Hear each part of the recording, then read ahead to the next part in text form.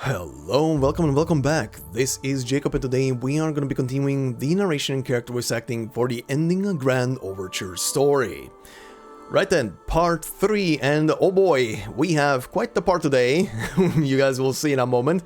But before we do so, as always, to anybody bumping into the voiceover through this very episode, you can find the entire playlist for this in the description of this video, together with the main story. And of course, like I said in the previous 2 parts, I would recommend going through the main story first before hitting this, because this is an epilogue and it does actually spoil some stuff from the main story.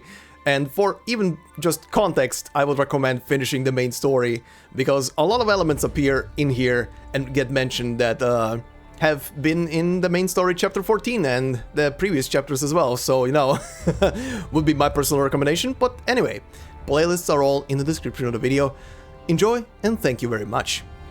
Alright, before I go into the quick recap, I saw one comment point out something that I actually forgot, and I forgot pretty much because the mini rambly parts in between the parts, and that includes the outro as well, I recorded those on a separate day compared to the cutscenes, so it completely skipped my mind. I would have mentioned it at the ending of the final part anyway, because it was a very interesting bit of information that was mentioned, and it was right at the ending of the previous episode anyway, which was the thing where Bobbing, aka Eliseo, was talking to the nurse Sarah, and he was pretty much discovering from what she was telling him that her arts have somehow changed or were altered, and it's, as he says as well, it's kind of like a symptom that has never been observed in infected before. So it's kind of like a neat little thing to keep in mind going forward. I do not know if, or even if I do know, I will not say anything right now. Do not know if the story is gonna go, this story at least, will go into any kind of detail or say anything anymore. But it is a very interesting thing to keep in mind probably for future stories if it gets brought up again. Because mutated arts, or arts that are mutating, or in the Originium infection itself mutating, that is definitely an interesting thing, and I wonder if it's something that is caused by Amnalan itself that was in the sky above Londinium. But yeah, thank you for reminding me about that. But like I said, I would have probably talked about that anyway. It's in my notes to talk about in the final episode anyway, so I would have mentioned it at least there. But yeah, anyhow. Let's proceed into our little recap of the previous part. For those of you who want to skip it, you can do so with the timestamps down below in the pinned comment. And yeah, let's begin. So, in the last part, we begin with a small case of arson and Bagpipe saving the victim out of the flames. Meanwhile, Milskar was smuggling Sarkaz out of the city in the underground. One of the Sarkaz with her, an old lady, seems to be acquainted with the parents of Hibiscus and Lava. These same parents seem to have made it out of the city themselves. Meanwhile, Diane is escorting Eliseo around town and finally brings him close to at least see Vina. Dagda and Indra, on the other hand, are conducting research in the underground and run into an interesting-looking Sarkaz, a vampire who identifies herself under the moniker the Rose Riverside Canoe. We then continue with a flashback in which we see Milskar run into some Nachtzer and Nadine. She and her team get saved by a vampire lady, and the vampire lady then hands Milskar an earring that will guide her forward, and we also learn that the vampire is associated with Kaltid and Rhodes.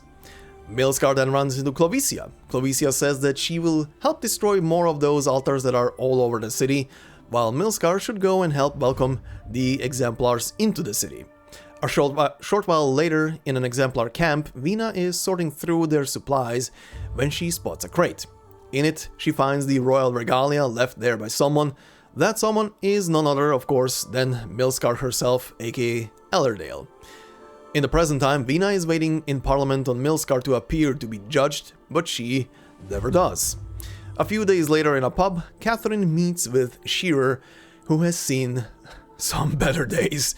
Vina arrives later to meet with him and as well as the other members of the Exemplar soldiers that are in the pub, and Shearer and the others want one question answered from her, and that is, will the Exemplars be disbanded or not? Vina never gives them a clearer answer. We then flash back to the battle for the Londinium walls. It wasn't going great for our forces until Lakshmi, aka Reed, went into the Wellington camp. The old goat then came running in with his ships, and Ablana was setting the walls alight with her drag of flames. At one point, Shearer got knocked out by a witchcraft grenade, but lived. Sadly though, he suffered a high exposure to Originium because of it. The nurse that was with him, Sarah, who was shielding himself and everybody else behind her from the same explosion, also got knocked out and infected. However, Delphine finds him and carries him to safety. Shearer then rejoins the battle later, but under a heavy dose of painkillers, and we can see in present time how that affected him. Also in present time, we can also see the nurse who saved Shearer from the witchcraft explosion, and we learn from her and the conversation that she has with Alicio that her arts have somehow been altered and are not just doing what they were doing before, which is an interesting little thing. And then Eliseo runs into Vina, and that is where we left off in the previous part. Right then, let's proceed into our part for today. So then, we shall obviously be continuing on from stage number 5 and onwards all the way to the first cutscene of stage number 8. One little neat thing to note here very quickly, because obviously the background is changing now. We started with the Once Upon a Time in Victoria, and now we have a new quote here that says, "A hero die, a legend rise." So then, let's see, stage number 5, Scrap and Nail. The factory equipment was being watched by the Sarkaz, so the workers tried to borrow Vina's hammer to bash through to a secret passage. Guess what? She said yes.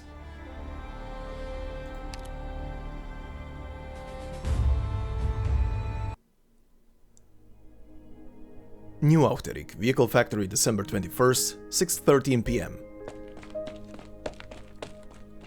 There you are, Captain! Here, take a look at this blueprint! Hawk has been saying it's pointless to design a new electrical transmission distribution valve. But more and more big guys are gonna roll out from our factory to the other plates of Londinium. I say we ought to make preparations ahead of time. I don't want to hear people complaining when they find that these things don't have enough power and torque, like those short-sighted idiots. Stop calling me Captain. This is a factory. We're not in the Cell Salvation Corps anymore. Besides, I'm sure Rock has thought about it too. It's just about saving costs where you can. I know. Well, it's the young ones coming after us who would have to deal with any problems.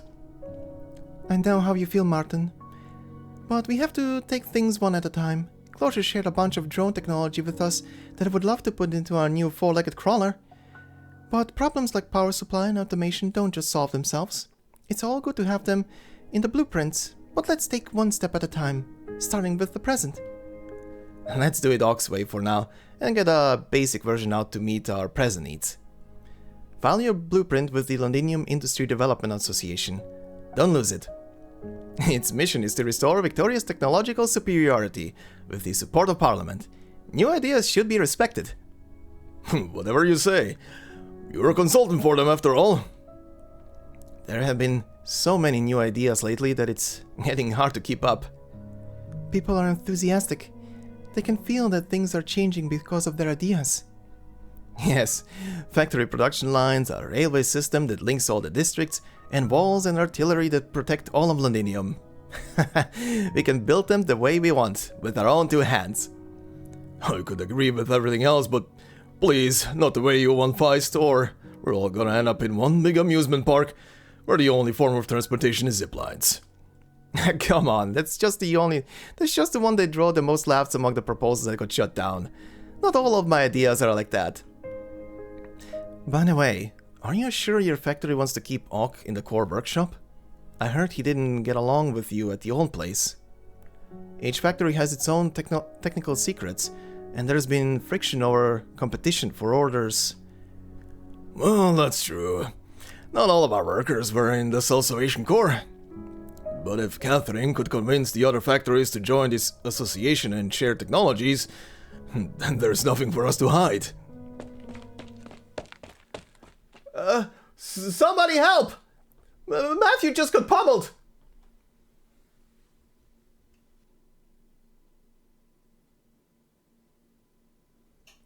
Have we met before, sir? Not exactly, Madam Speaker. The name's Matthew, a humble businessman who owns a little factory. I simply felt the need to speak up about the present situation. You can write to Parliament or seek assistance from the Industry Development Association. I have other things that require my attention. I have written to Parliament on behalf of a dozen factories that were shut down. My letter's gone unread for the better part of a month. It was the decision of Parliament to shut down a number of factories. You know better than I the state of Londinium's logistics. The burden of one factory's debt can crush hundreds of families in Sudan or Highbury. We're just asking for the scales to be tipped a little towards us, even if only in a private manner. Workers from factories that have been shut down could not even afford to buy medicine on the black market. An experienced line worker is worth 10 pieces of machinery. I believe in my workers. There is much that they can still do for the city. Meanwhile, invaluable Oripath's presents are being wasted on dying soldiers on their beds in the sanatorium. What are you on about? Explaining the realities of economic... You bloody... Vina's fist found the man's nose before she knew it. The man by the name of Matthew grabs his bleeding nose with one hand and searches helplessly for a handkerchief with the other. Blood continues to seep from the gaps in his fingers, dyeing his clothes red. More and more onlookers gather, all of them staring at Vina. There is no hostility or anger in their eyes, but each and every gaze reminds her of her helplessness or her ill timing. I understand why you're angry, Madam Speaker. I know, but someone has to say it. I assure you it gives me no pleasure.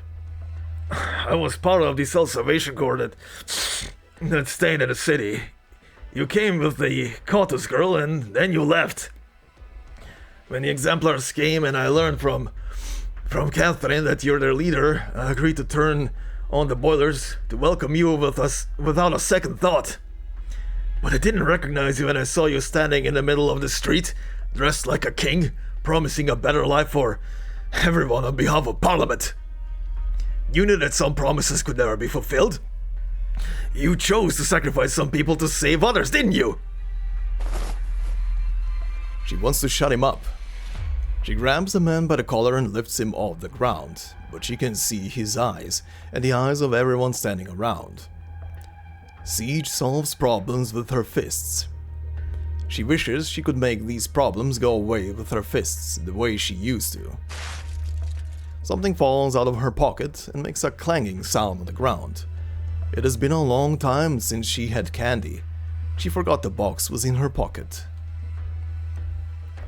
We believed in you when you agreed to shut down and relinquish our originium fuel, but now we can only hope that we're not the ones being marked for sacrifice. Not all problems can be solved with your fists, Siege. Vina! Let Matthew go, please.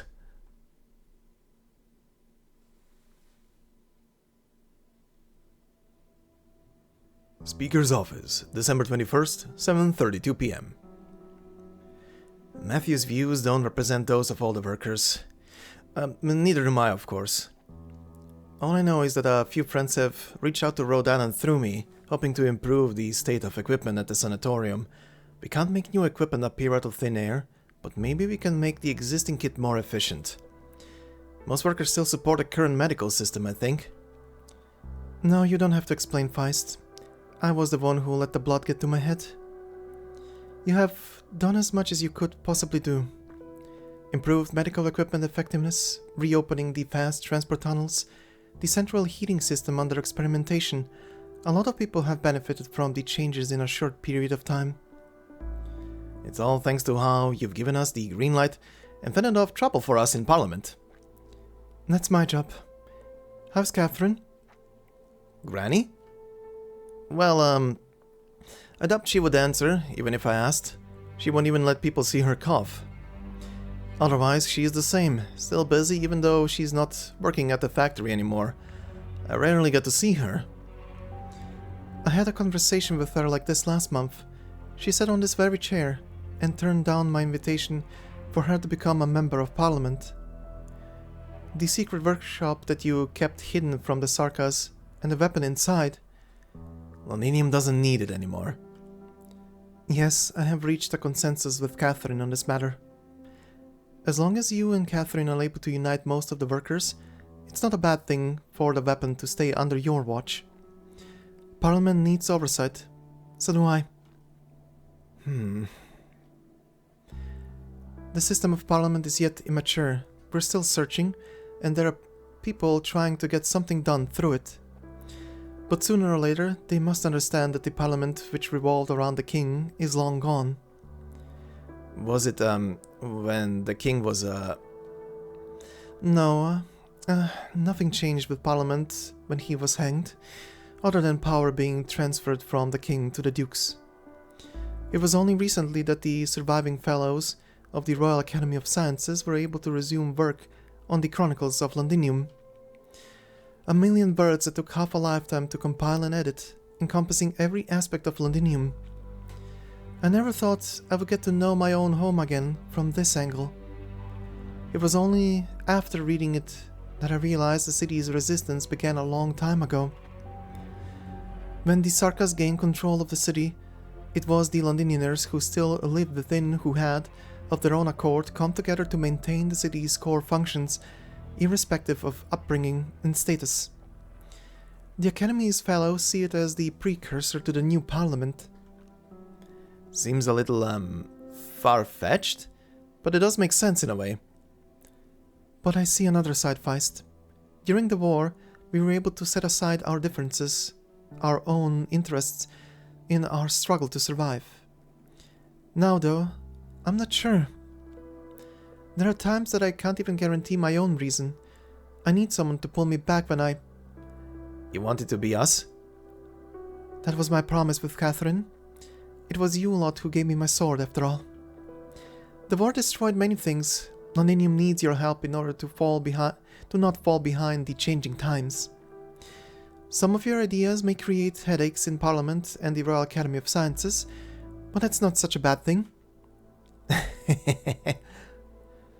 A city defense system that belongs only to us, automation that the Dukes have long ignored, and a new deterrent for a post-Steam Knight era. Your help is needed in all of this, and it must be for Londinium, not for any individual. I don't deserve your trust, Feist, and neither does Parliament in its current state. Send Matthew my apologies again, if you see him. I will continue to lobby Parliament for policies that will improve the condition of workers. The medicine that we purchased from the Dukes is on its way. Things will get better once supply routes are secured. Who dares threaten the Duke's cargo ships? I'll continue to communicate with the ducal representatives in the city. We're here for you if you need any help. Feist stands up, but then hesitates. He does not leave the room. Granny always scolded me for my fancies, but she said nothing the day I brought back the proposals for the future from the Industry Development Association. She retired from the line soon after, claiming health issues. We like to dream about the future, Vina. We'll pull through.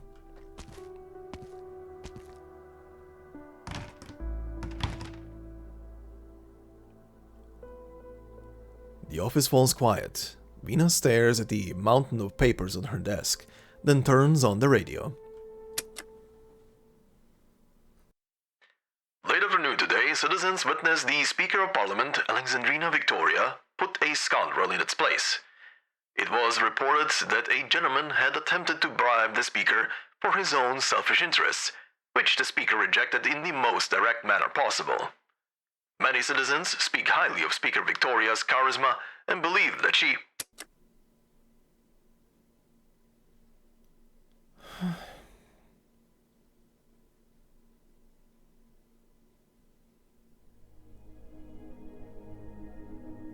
Londinium Underground, December 21st, 8:01 p.m. I guess we've finally learned to trust each other a little bit. Whether you're confident that this supply route is safe enough for one person to manage, or that most of you have left Victoria, just as you said. Some sign of trust when you have your little trinket in plain sight. This is a city full of homeless, desperate people. Who knows if somebody won't get ideas? Never said you're not part of the threat, of course. Not many people in Londinium remember reunions past. Go ahead, check. Everything on the list is here, and I'll deliver the next batch of medicine on time. You said most of you have left. What about 9? Left, along with many people for whom there is no place in the city. Our factories outside the city won't be affected, of course, and the routes you found for us will continue to be useful. You're not going with them. Londinium isn't a great place for infected anymore. Isn't a great place. Spoken with true Londinian irony. When I was little, I was fascinated by the Londinium in the storybooks. The palaces and the gardens where the king and the young princess lived. The adventures to be found in the maze-like factories. Now I find that Londinium is no different from anywhere else in Victoria. It's no place to make a home. I stay because somebody has to. And I like doing good, honest work. Besides, the treatment of the infected in Londinium today is, not terrible. Really? I follow them because they saved my life. I'm not like those who are ready to die, who've already figured out how to die for something worthwhile.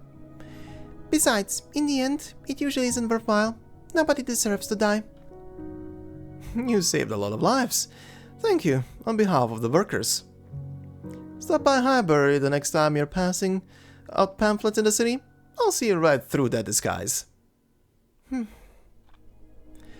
The goods check out. I'm off then. One more thing, Catherine. Go ahead. If the rocks hurt at night, I know a few techniques to make you feel better. I think you know, our medicine doesn't work as well as the stuff from the big pharmas. Yes, it may fool the other workers, but it can't fool me. Same for most of the suppressants you can get in Londinium right now. At my age, though, I don't have much lucid days ahead of me, and I guess you could say I've seen worse. One more day with my senses is one more thing I can do. That's plenty.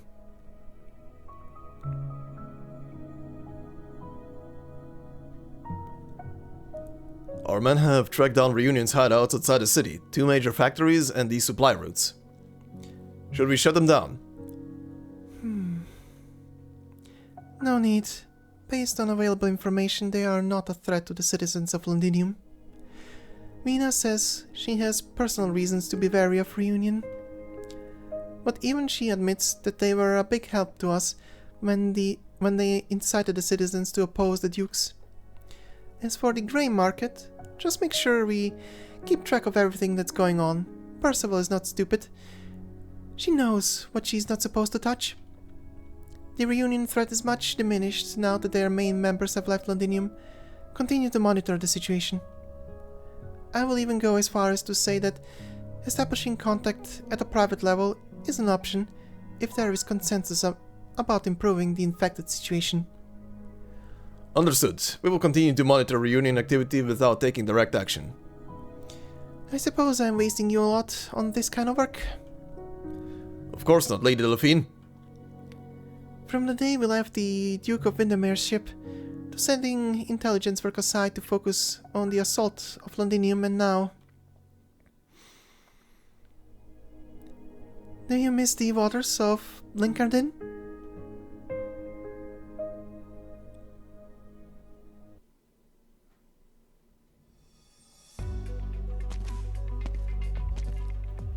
It's hard to believe that you're leaving, Lady Heidi, after all the effort it took to return to this great city.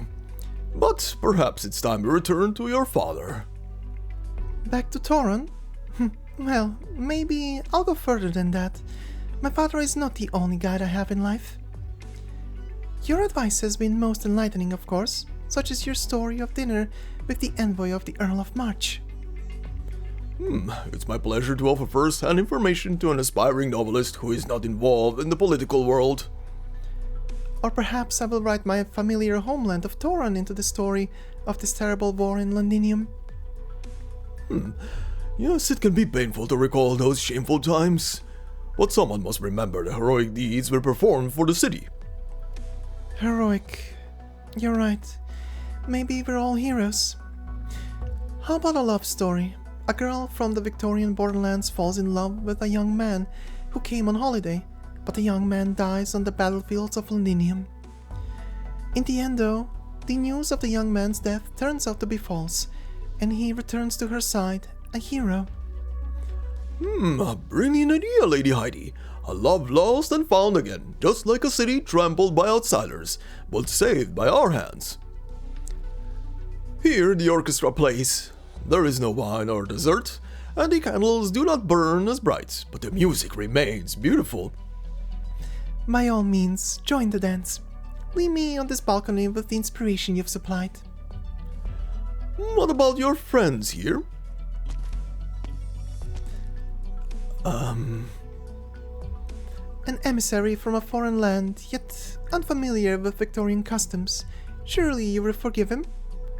Of course, of course.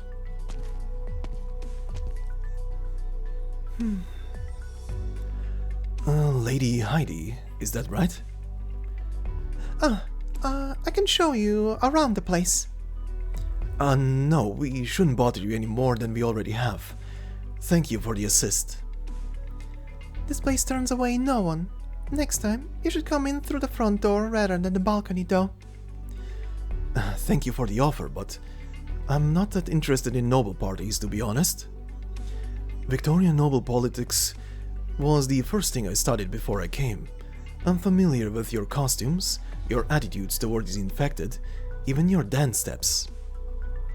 Setting aside whether a third-rate novelist would call herself noble, have you asked this soldier why she brought you here? She didn't make me come here. I insisted on coming. I apologize, Lady Heidi. He said he wanted to stay in Londinium and learn more about our infected problem, so I was taking him around in less than conventional ways sometimes. You can laugh if you want. You see how he is, not at all adept at lying or concealing his thoughts. Rather fits the Pure Heart name, doesn't it?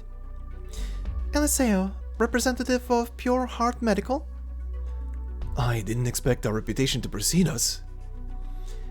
It's easy to recognize the people who are interested in the infected problem.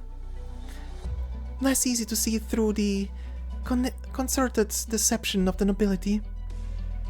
Like how most of the people stepping onto the dance floor are infected. That's to be expected, in theory at least. The originium particles that the Sarkaz spread didn't discriminate according to social status, but Nobody will say it out loud. Nobody asks if they're standing next to an infected. It's about appearances and a dream. Eliseo gazes at the hall. There are holes on pillars where golden ornaments once glittered, a testament to the looting during the war, but the passionate playing of the musicians is almost enough to cover up the desolation. The self-proclaimed novelist opens the cap of her fountain pen and scribbles in a notebook. You could call it meaningless self-consolation at a time when basic livelihood is in question. No, not at all. Just different ways of living. What is that? The shadow of a synopsis and a little extra information. I would like you to take it. I have a feeling we will meet again, Eliseo. Thank you. If you don't mind me asking though, you seem to be holding on to some pain that this banquet can soothe. I'm just missing a friend of mine. There's one less person who will speak with me frankly, now that she's gone.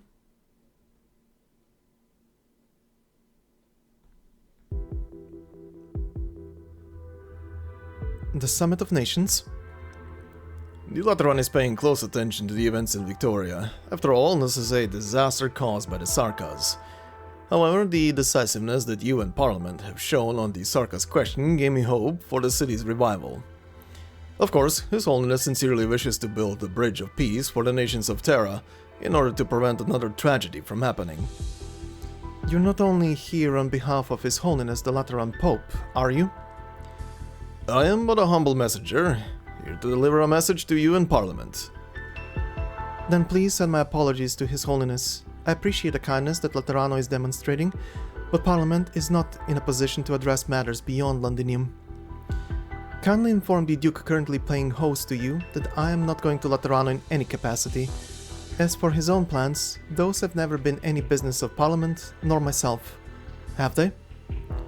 Of course, that's what messengers are for.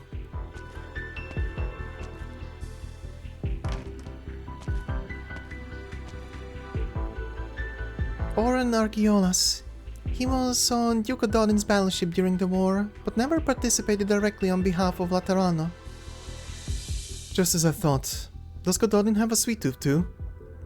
If so, we don't have much for him here in Londinium. So much for Parliament's day off. One interesting tidbit. The Lateran messenger went onto the ship with a group of refugees. He made an oath by placing his hand on his gun in order to convince the Duke to accept the refugees. And? The scorching hot barrel gave him a blister on his hand. Huh, that's out of nowhere. Is it important? Day off. Alright, I've been off. Now, which message should I read first? Investigation report on the Art Circle remnants? Oh? Vina sees Lieutenant Shearer's name. Another letter. She sighs and drops it in the pending bin. Delphine, is this... Hey, Vina! We got those robbers you were on about and taught them a lesson. Targeting frail or ripoffy patients. Scum. You know what's even worse? We got a bunch of cowardly bankers who wanted to join the ranks. It's a good job you got the news quick and didn't give them a chance to grow. I wish I could go out and move about. Don't worry, I gave an extra punch for you. And I saved your share of the thank you gift. Wait, we're not collecting protection money?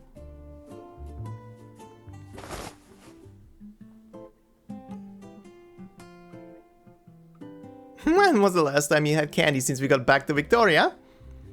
Indra... The lad who got robbed said he made them himself. A risk with every mouthful. It's not like you ever liked normal candy sticks. He said he couldn't get his hands on regular sweeteners, so he's tried potatoes, carrots, rogenium slug fluids.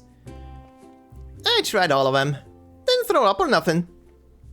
Sounds like a real pick-me-up. Can I try one? Sure, there's plenty. Are you okay, Vina? Fine. I've had worse. What about your speaker duties? Yeah, what are you worried about right now? New laws, announcements, reports? Any work you need us to do, especially the ones that involve punching, which you can't do yourself? I even took on a new lackey today. He's built like a straw, but I can teach him a few moves to defend himself. It's time for Glasgow to rebuild. When can we go back? Indra scratches her head. She did not need her friend's reproaching glances to realize she should not have asked. Vina glances across her desk, where the mountain of papers has not grown any thinner. Delphine walks to her side and takes the letters that she was holding. I think it's time to give a public answer to the issue that concerns our citizens. Most don't come to listen to parliamentary debate, but they'll listen to the radio at the end of a long day. The situation in the city is stabilizing. I've requested a third engineering team for Norpor. Soon our home will be back to the way it was. Better than the way it was.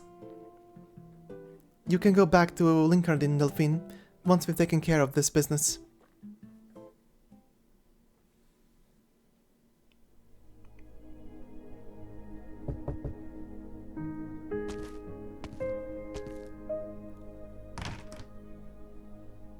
Diane? Lieutenant? I'm retired, Sarah. Oh, okay, sir. I thought you had declined the sanatorium's invitation. Just coming to visit and to thank you again. I hope you don't mind. I don't remember much, to be honest. The doctors say the rocks have gotten into my head. Your hands are trembling. No need to hide it from me, sir. I haven't forgotten what you taught me. Looks like addiction symptoms from the war. Excessive painkiller use after that thing at the walls. You must stay. I'll go for a doctor. Maybe they can, at least find you some... More painkillers? Yeah, maybe that would soothe the pain. That's why you're here, isn't it? Supplies are short, but maybe they can spare some. Lady Delphine has been very good to the sanatorium, and to us. Just a moment, I'll be right back.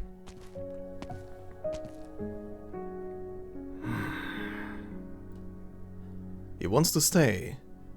Maybe he could really get some painkillers, even if there is little enough to spare.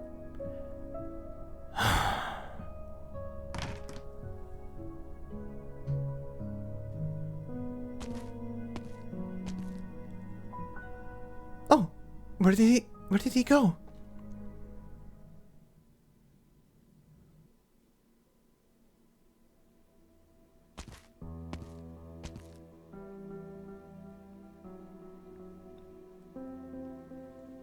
Hey, which way are you going? Whoa, keep your distance. Something's not right with him. The speaker's office is this way. He just toppled over. Another one of those poor infected sorts? Stay away from him. We're all goners if he shatters. I'm not... my body... I can't... I'll go get someone. Keep your distance, everyone.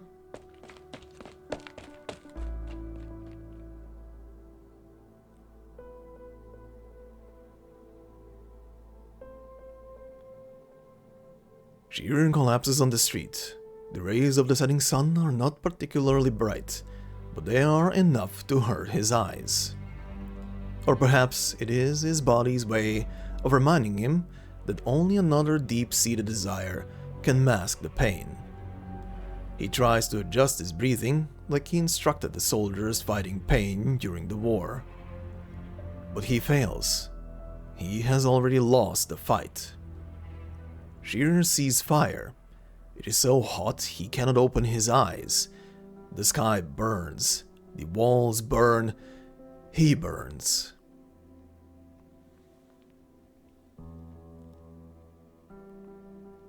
He sees the day when he lay on the ground beneath the walls. The walls of Londinium burn with Draco fire, burning brighter and brighter until the flames consume the sky. He cries out in fear and tries to cover his eyes.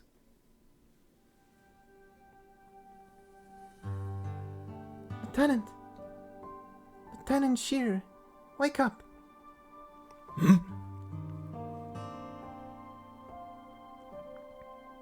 He sees a hand reach out towards him.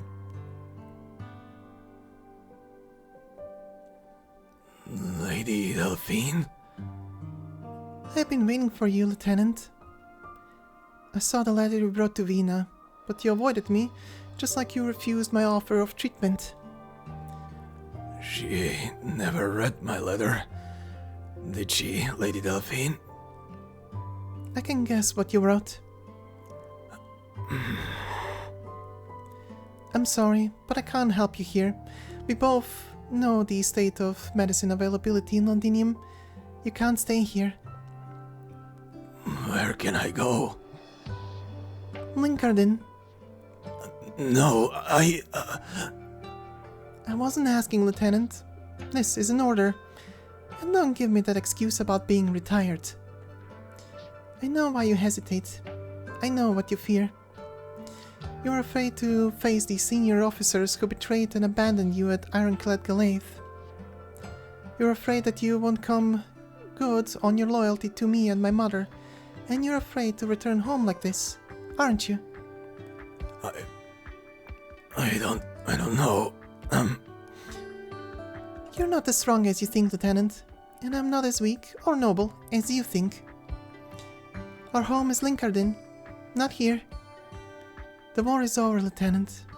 This soldier should go home.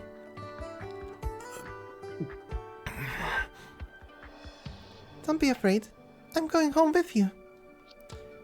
Let's go.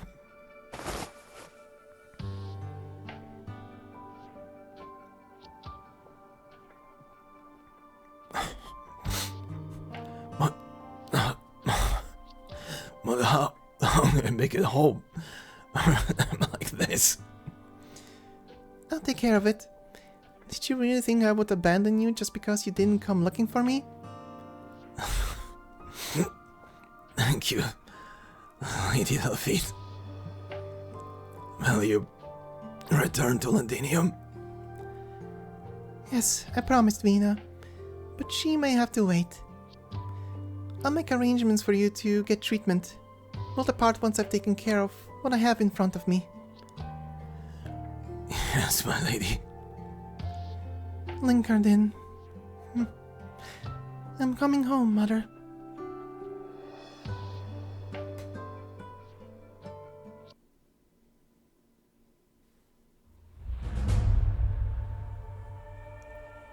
I will not lie.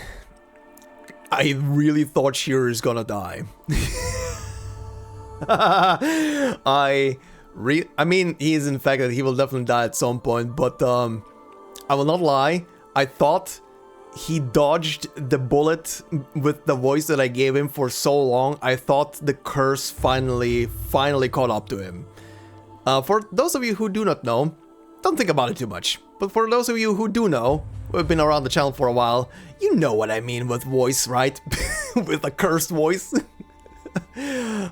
Sure, Jesus Christ, man. But yeah, anyhow, also, Oren. That is someone I didn't expect to see in this story, but it makes sense. It was mentioned in, but by the way, for those of you who do not know, the summit that was mentioned by Oren, that is being held in Laterano, is something that we've already seen in the story. It is being covered in the Guide Ahead story that starts the Laterano arc, essentially, and then later continues in the Executor story with Hortus de Escapismo. But yeah, Guide Ahead is pretty much the story that covers that Summit of Nations in Laterano. And yeah, they did already mention in that story that Londinium will not be participating. I can't remember the exact wording because it's been like almost 3 years at this point. But I remember they said something about that because of the recent war and stuff. Londinium can't participate or something like that. And we pretty much see here the very reason and pretty much the very point of, sorry, can't deal with this right now. You guys do it, we'll see in the future. But yeah, anyhow, very interesting to see him here pop up, and a nice little connection to another story. Anyhow, we do have, before we continue, one new enemy here, and that's pretty much going to be the only new enemy for the rest of these stages going forward today, which is the Milscar Mercenary. And it says a member of one of Londinium's underground insurgent forces and a ruthless mercenary, happy to snatch anything from the debtors. No one knows what turned them this way. They look very interesting, I'm not gonna lie. That equipment, also the long, like, I don't even know what they have, like a ponytail or some shit on their head or whatever. Maybe it's just like part of the head, who knows. Anyhow, they look interesting. But we shall continue on to stage number 6, titled The Dinner Proclamation. We never knew when our next meal was coming. We often had to drive away troublemakers in the middle of a meal. And this stage only has one cutscene, so let's do it.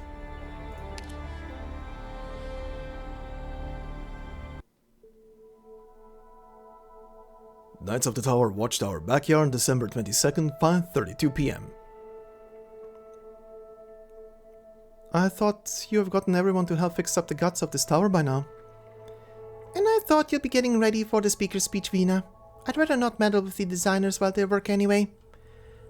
They know how to build a museum better than I do, and I'm looking forward to what little surprises the Knights of the Tower Museum they're making has in store for me. But carving a monument commemorating the Knights? That's something I've got to do myself. Here, have a look. How is it? Never took you for a sculptor. Master Mitchell taught me how when I was really young, though he'd always get so drunk he'd forget to teach me his special techniques. Come on over, and I'll introduce you. This is Master Finn, the last captain of the watch, and the elder knight I was closest to. This is All Ferguson, the one who taught me to drink. This is Master Bailey, who did her best to teach me how to do makeup. And here's Master Mitchell. Not by carving though, he made it himself after a night at the pub. This is Carl, the crybaby. This is Martin. Every week he'd sneak off before getting sent back by his family. This is Karen. And then there's...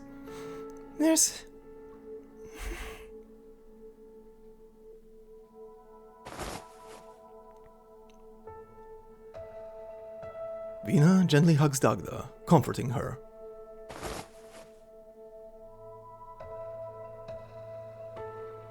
Thanks, Vina, but I'm fine. It's just that every time I come back here, those fading memories of mine become a lot clearer. You carved your own name too, Isabel Montague. The Knights of the Tower never left. They're still here. Master Finn would be glad to hear it. You know, Parliament could retain the institution of the Knights, even if you... Our duty's already over, no? Victoria has no need for a monarch, so naturally she has no need for the Knights. Let the past be remembered in a museum. That's the best ending we could ask for. Since there's no more need to light up the tower for the palace's sake, my own duty's done as well. These days, Londinium is no longer home to Isabel, the Knight of the Tower. There's just Dagda now. Dagda of the Glasgow gang. But Vina, if you still have need of the Knights, I won't hesitate. Just say the word. Oh, don't tease me, Dagda. You heard those rumors too? We've been looking into who's been spreading them, but it seems there's a lot of people who believe, even wholeheartedly support the idea that Vina Victoria will be crowned king.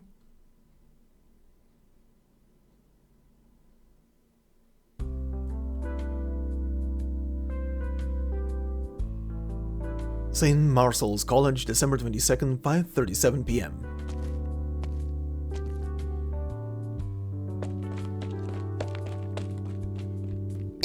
Eliseo, please wait!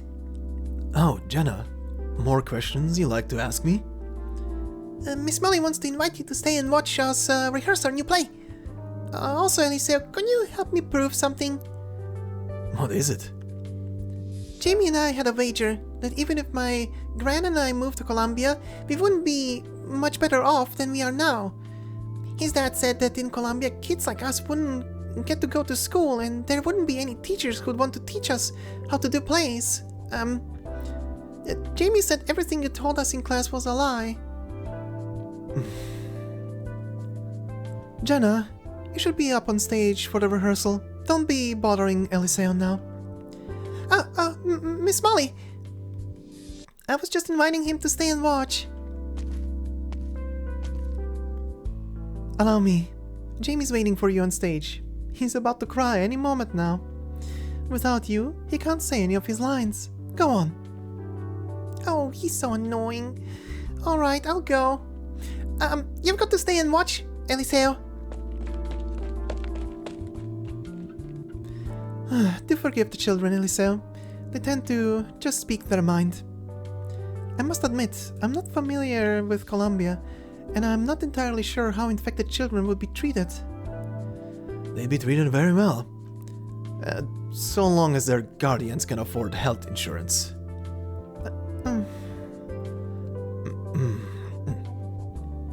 I see. The children are very fond of you, and I'm grateful that you took time to explain how they should take care of themselves after infection. It's important for them to know. Thank you, truly. I have to give the same lectures to kids back home pretty often, so it's no trouble at all. Honestly, I'd like to thank you for letting me teach them. I thought since Parliament's on bad terms with Pure Heart Medical, the schools wouldn't let me near the children. Parliament's never forbidden us from reaching out to you, though. On the contrary, they tend to approve of this sort of thing, as long as we are quiet about it, up to a certain degree. Not just you either. We've also invited Rhode Island doctors over to give the children checkups and lessons. Parliament knows the children will need assistance. But there's only so much the checkups and lessons can do for them. What they need is medicine, treatment. I know, but all we can do now is stay by their side and make sure they are not overcome by fear. At least at this school, they can still live like just how they used to, like regular people. I really admire you, Molly. Back home, if a young infected is as energetic as these kids here, it usually means their family's pretty well off.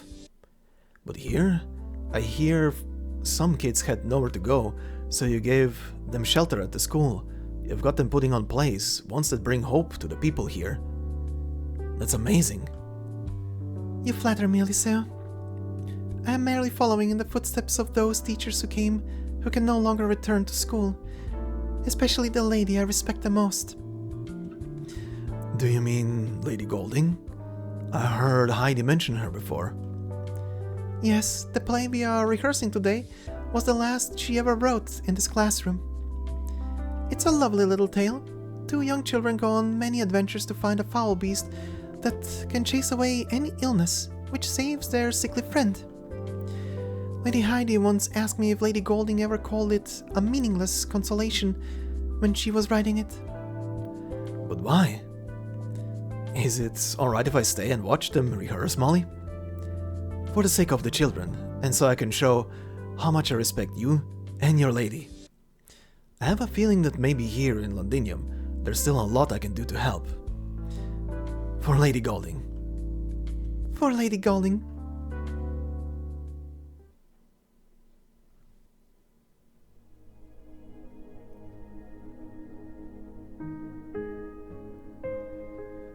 Are all the MPs present? They are.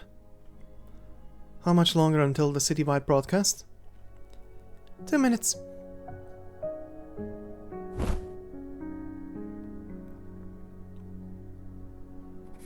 It was an evening close to New Year's.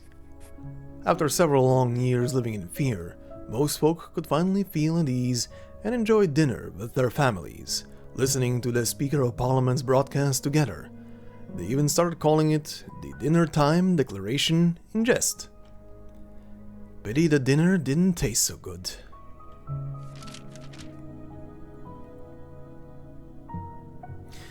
Testing, testing. Shall I begin? Go ahead.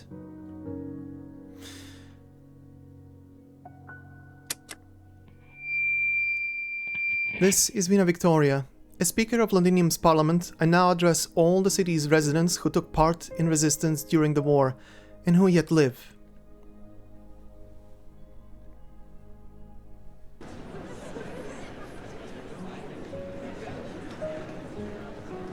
Months ago, we walked out from the midst of tragedy.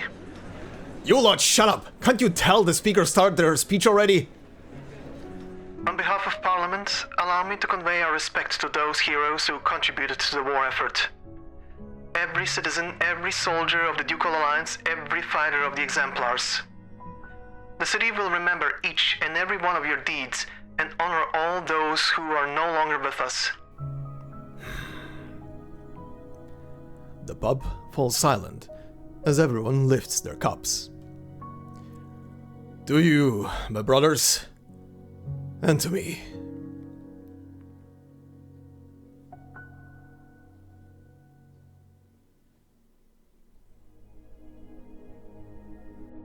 Now, Londinium has begun her long road to recovery. Order will be re-established, and those lives once so familiar to us will return. But that's not all. In regards to the Exemplars, those glorious fighters of extraordinary circumstance, Parliament has decided to reserve this unit designation forevermore, so that we may commemorate both the past and the present of these troops. I can hear the children singing, and the retired soldiers singing alongside them. Seems like they're in a good mood. The song they're singing is from the end of the play. The sickly child finally recovers, and together they find happiness. I expected those homeless soldiers to care a lot more about the speaker's speech. Of course they care, but they are of firm belief that the speaker will not abandon them. After all the suffering endured, happiness will surely come, Eliseo. Do you believe so?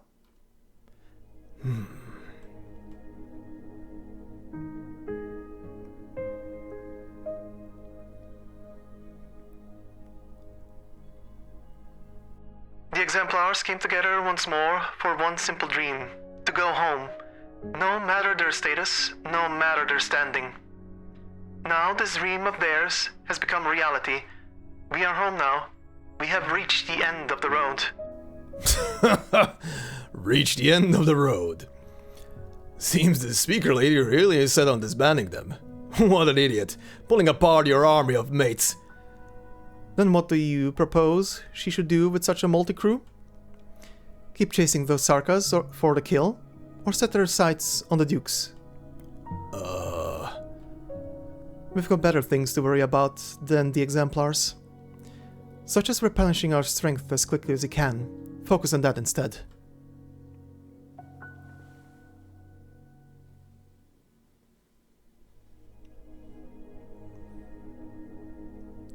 Many former exemplars have joined the Defense Forces ranks, continuing to protect our homeland. As for those who no longer wish to bear arms, they have the right to enjoy peace alongside their families.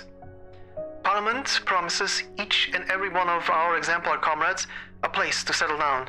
It may take a long time for this to come to fruition, but the door to the Speaker's office is forever open to my friends. I'm afraid it'll take a few years to see this through. You've got a long road ahead of you, Vina. Coming along for dinner, Catherine? There's a fair few old retired blokes who've reported back to the factory. They'll be real happy to see you. Sure you're not just angling for my stash of smokes? I worked real hard to collect them. Fine, I'll come along. Alright, while you're at it, tell everyone to bring a few friends along. Once Parliament helps us restore more factories, the hands we have now won't be enough.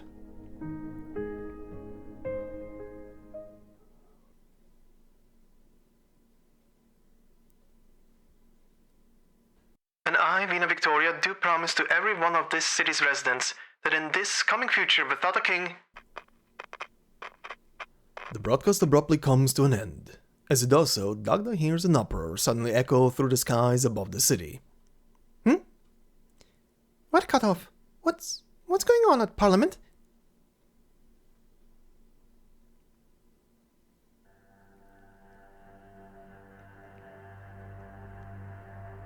Madam Speaker, Madam Delphine, while I was fixing up the broadcast system, I noticed this old component. Its ancient scrap should have been replaced when His Majesty Alistair was on the throne. Who would have thought that an unremarkable thing like this could still hold up until now? My mentor never told me anything about this.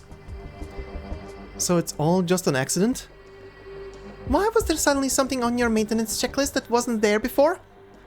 I just followed what the system synced up to me.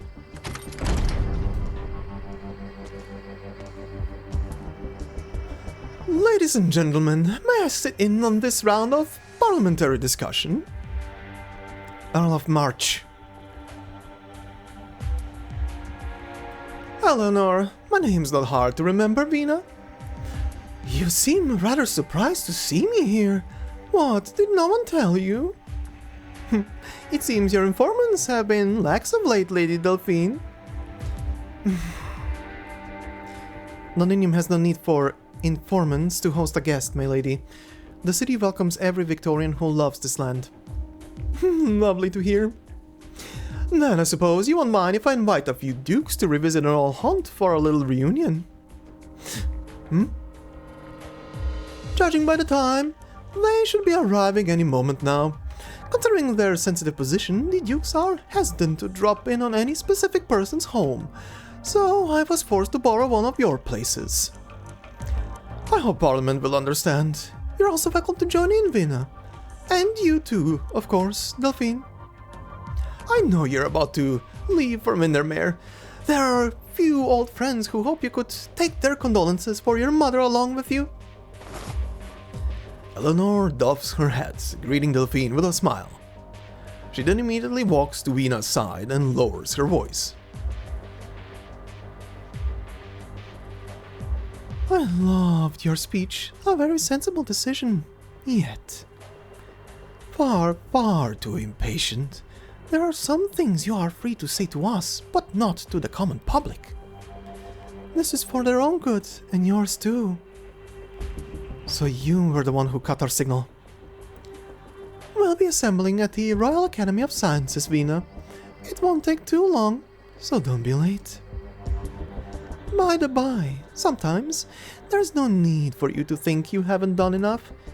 The changes the city has seen are far beyond what I imagined.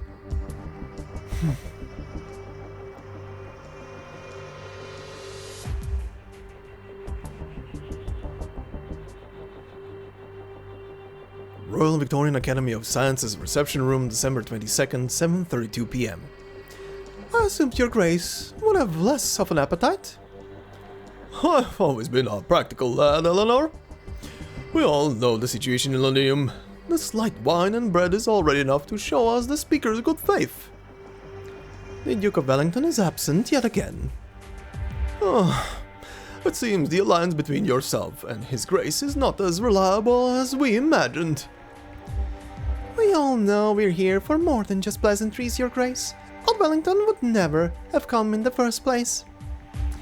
How do you believe we should treat with Duke of Wellington, Vina? If it has not to do with Londinium, it has not to do with me. Oh, really? Would he really care what you all think? He's always been one to seize the initiative. All I know is that since the battle for the walls ended 2 months ago, the engines of the Castrel and the other frigates have not rested for even a moment. Wellington has been waiting for you to bite, and I'm afraid to say that he's very disappointed in you all. Quite right. But what you see is merely one side of the matter, Delphine Windermere. In old Wellington's eyes, it is still far, far too early to decide what sort of relationship will exist between Tara and Victoria.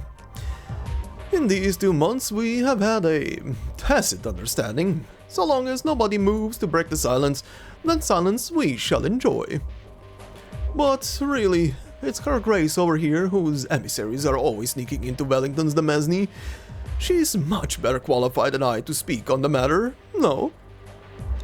Once I return, I will be investigating who has been going against my orders.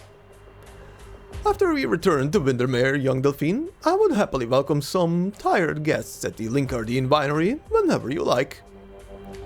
Could we dispense with the banalities already? Londinium may welcome all Victorians, but we have no time to waste chatting with each and every one of them.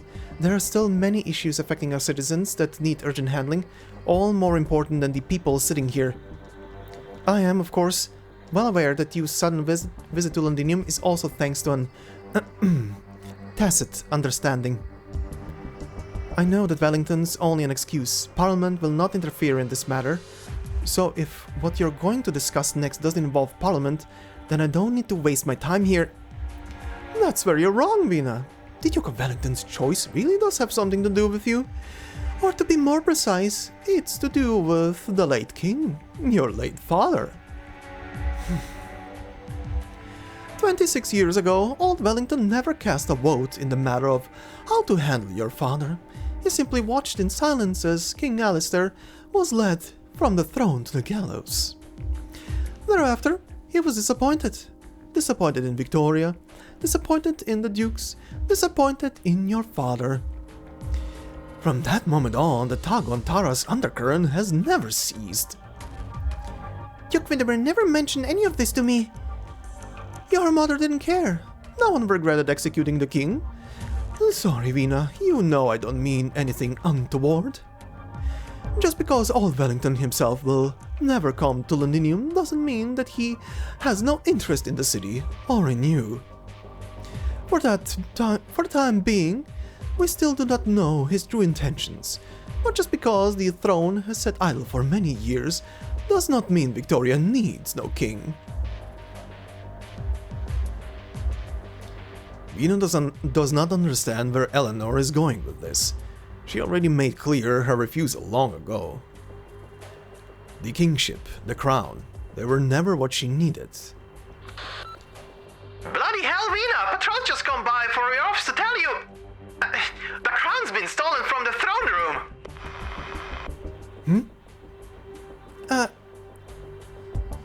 Pardon? It seems our meeting must be postponed, Speaker Victoria. There are side matters that require your attention. If you need help, Vina, you know where to find me. Chances are we'll be troubling you a little longer, Madam Speaker. You sodding...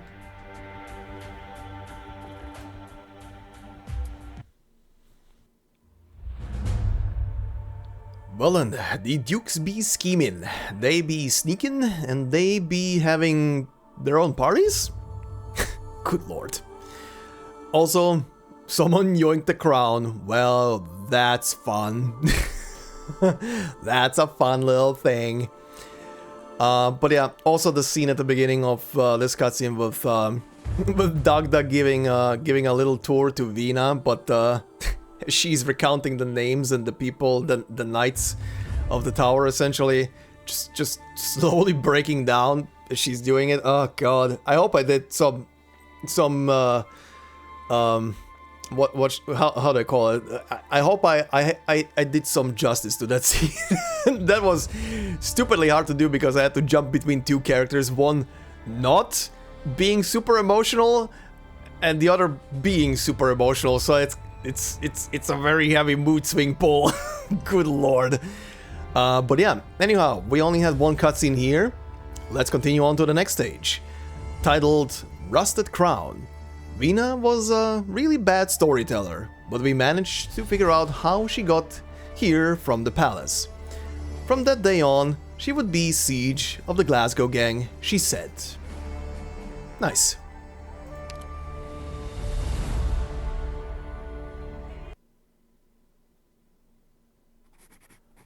I don't like the throne room in the Palace of Vestalag. It's so empty and bleak. That lonely throne just sitting there. I can't imagine what it'd be like if Vina actually sat on it. One woman on that cold, lifeless chair, staring at the barren steps. Knowing Vina, she wouldn't last a minute there. I'd bet on it. Throne Room, Palace of Vestalag, December 23rd, 3:26 AM. Did you find the crown? Where is it? We didn't find it per se, someone delivered it to the speaker's office. We can't determine the precise time it was lost, but we're fairly certain it had appeared after your speech started. Vina already placed the crown on that empty throne, so what's the point of stealing it? Was it an order from the dukes? I don't think so. The dukes are never one of mind. They each have their own agenda. However, for the crown to go missing at the same time they're visiting Londinium, that's far too much of a coincidence. But according to what you've told us, isn't that crown just an old rusted hunk of iron now? Not exactly, Morgan. To many people, the crown is extraordinarily important, no matter its current state. It's been left untouched for over 20 years, but the people have not forgotten about it. In fact, they are more eager than ever for its return. They're waiting for a wise new monarch to put it on his or her head, someone who can dispel the shadows hanging over Victoria. No, most people are just desperate for a miracle, something that can satisfy their craving for royal authority. I cannot deny that. Plus, you have listened to their voices for ages, Vina. Your identity is truly unique, a descendant of the royal family and a bona fide war hero who was nonetheless raised on the streets. It's no wonder so many people naturally feel drawn to you. Now that Parliament is up and running and the dukes have willingly relinquished their authority, the people are all the more convinced that you've secured universal support. The next step is plain as day. But the dukes have no intention of doing anything like that. The public only cares about the outcome, Morgan. Yes, I've understood that since the day we returned home. Unfortunately, sometimes I'm still very good at letting people down.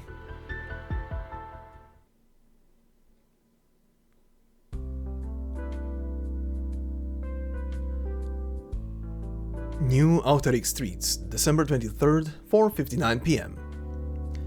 Thank you for sharing the energy bars, Eliseo. I'll gladly undergo daily sampling, if I get tasty treats like this every time. Are these really things you can just buy off the shelf in Colombia? Why do Colombians stock up on stuff like this? Is it for catastrophe or something? These bars are my own personal thing. Food is fuel. It's about energy and nutrition. Energy bars are convenient, so why not? Then again, Diane definitely disagrees with me on this. She's more of a foodie. I understand. We're thankful just to fill our bellies in Londinium these days. Her Royal Highness Alexandrina has worked very hard to ensure that we have enough food to eat. Quit yapping his ear off, will you? Thank you, Eliseo, for these energy bars, but we'd best be on our way now. Stanley, you're not afraid that Eliseo will... Of course not. I surely can't be arguing with you about such stupid things in front of someone else, right? It's not proper. Huh? He doesn't like when I refer to Alexandrina as Her Royal Highness. That's all. He and I don't see eye to eye politically. I think having a king and wouldn't be half bad, but he insists life was worse for us when the monarchy was still in power. But think about it. Whether it was back then or right now, aren't we managing to get by all the same? So you're saying the presence of a monarch doesn't really impact your life all that much? It doesn't matter what she thinks. Even if someone does ascend the throne again, it's not like we'll be invited to the coronation feast. Stanley, when are you going to come up with an argument that actually convinces me? Sorry about this, Eliseo. I need to talk some sense into this stubborn mule. Oh, by the way, about the increased patrols in the city. I've heard a rumor.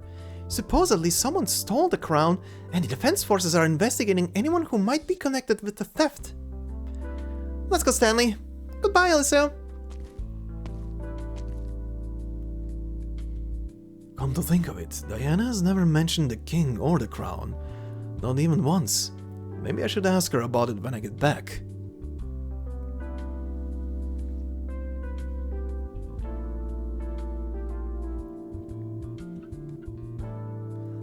Eliseo, you should take a break. You've been working nearly non-stop helping collect patient data. The city's infected all experienced acute infection around the same time, with many showing rare pathological progressions. I need to document this valuable data thoroughly. Whether it's for future research into neuropathy or for developing targeted treatments for Londinium citizens, this data is critically important. By the way, Sarah, why didn't Diane visit you today? Diane? I thought she was helping you. Many of my old comrades came by the sanatorium today. They wanted to ask if anything unusual had come up recently. We were hoping to bring Diane along for a little reunion with them.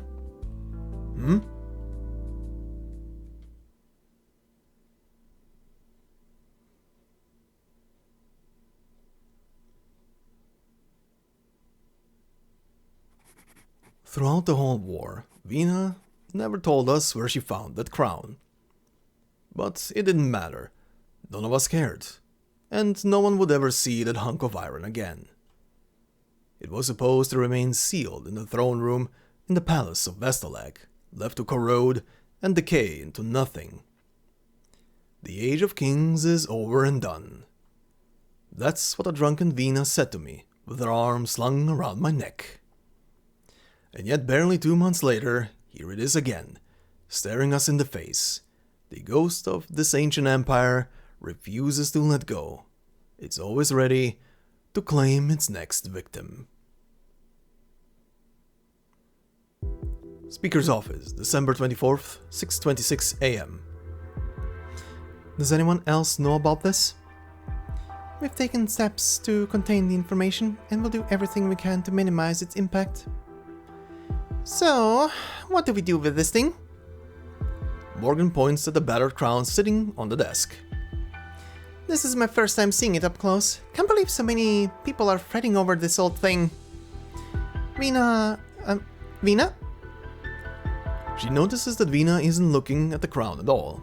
Instead, she's standing silently by the desk, her gaze fixed on the dejected figure sitting in the chair across from her. The one who stole the crown.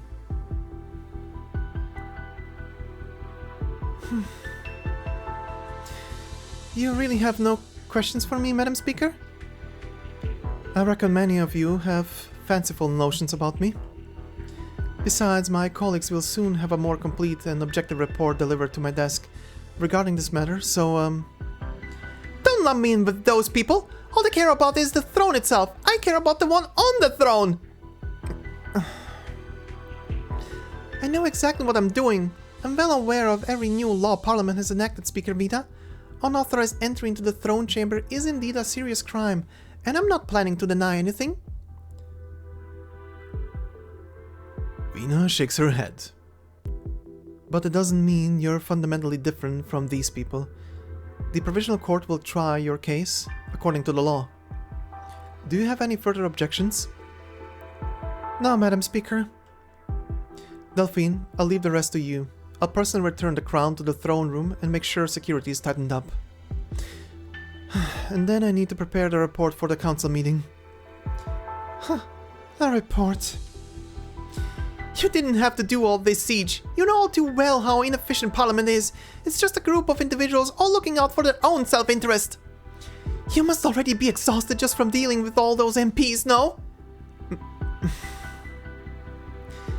Londinium has no need for a speaker operating at the whims of a parliament. What Londinium needs is a real absolute leader who can guide the city through its transformation. Vina, there's no point in arguing with her about this meaningless stuff. I know, Delphine. Madam, are you suggesting that Londinium needs a dictator? No, I'm talking about a king. Victoria needs a king. I can guess what you want to do, Madam Speaker. You're unlike any ruler I've ever known. You don't even care about your own lineage, but if you wish to achieve your vision, Speaker, it won't be enough. This crown should not and will not become an obstacle to you. She stands up, giving Vina a crisp salute. This is all I have to say on this matter. I give my thanks to the Exemplars, the Siege, for all you've done for our homeland. I'm fond of the changes she's undergone and firmly believe she'll become an even better leader in the future. It's just a shame that her transformation is still so slow. I won't live to see that day myself. Let's go, Lady Delphine. Where should we head next?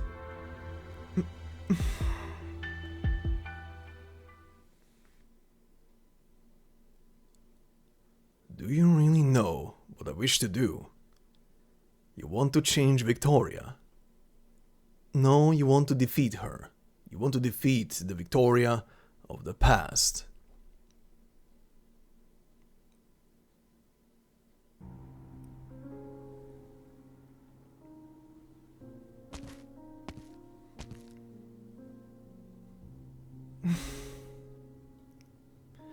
Vina stands at the foot of the staircase, holding the crown in her hands as she gazes at the throne.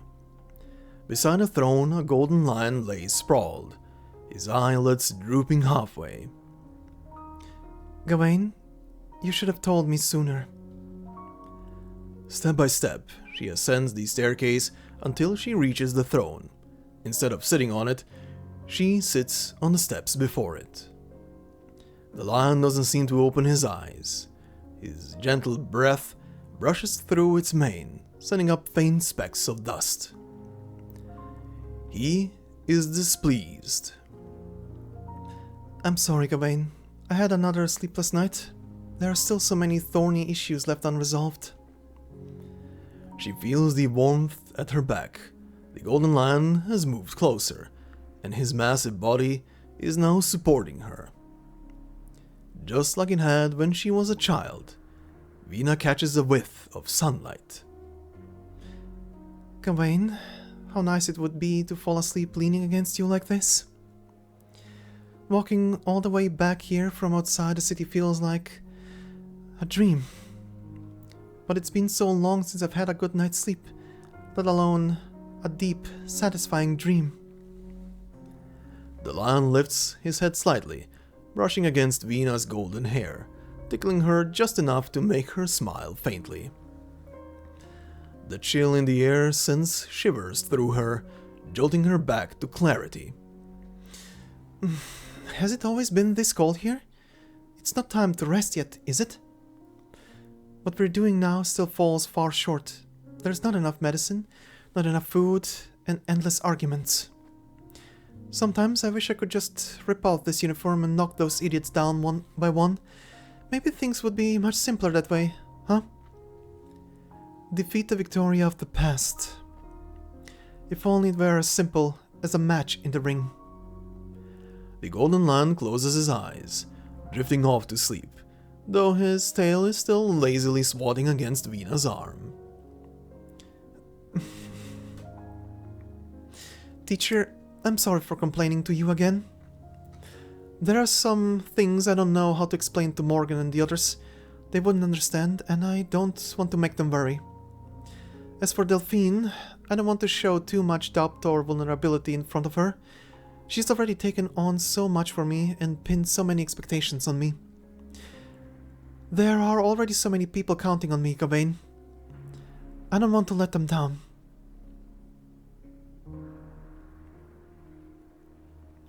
She shuts her eyes and grips the crown. King, Speaker, these titles mean nothing to her. She just wants... Vina, I knew I'd find you here.